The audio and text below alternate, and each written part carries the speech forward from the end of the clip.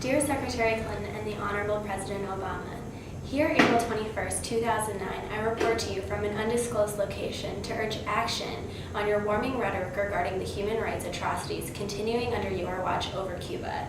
The Summit of the Americas showed promising steps in your more collegial relations with the Castro administration, but we must remind ourselves that a diplomatic rhetoric must be met with a proactive approach by lifting our embargo that provides the means by which Cuba has exploited its innocent citizens. The current U.S. embargo has not overthrown the Castro regime, nor has it improved the life of the exploited Cuban citizen.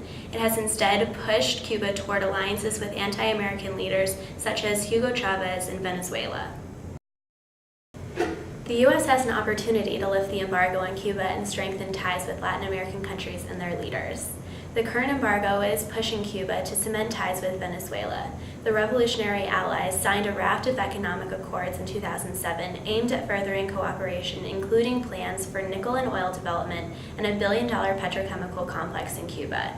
This article of legislation is a fierce response in opposition to U.S. presence in the region. The two countries have already formed 19 joint ventures in many different sectors, especially energy, where they are upgrading a Cuban supertanker port, operating oil tankers, and putting into operation a long-dormant oil refinery in the central Cienfuegos province abandoned when the Soviet Union collapsed. Chavez signed a presidential decree authorizing formation of a joint venture to build and administer an underwater fiber optics cable between the two countries with the intention to bypass the U.S. embargo. The two countries are also setting initiatives towards research and development and alternative energy resources that could supply anti-American nations with access to increasing sources of nuclear power. Both Cuba and Venezuela are increasing their energy capabilities that could potentially be used on their own citizens or America. The goal of removing the heavy Castro influence and isolating Cuba has not made America stronger or pressured the Cuban government enough to change their human rights practices. It is important for the United States to lift the embargo on Cuba in order to improve international relations with those who have opposed it. The Summit of the Americas was an essential opportunity to bridge relations with President Chavez, but the Venezuelan president remained consistent that the United States must lift the Cuban embargo. He said, if Obama wants to achieve better relations with the Latin American region, he should respect everyone equally, starting with Cuba.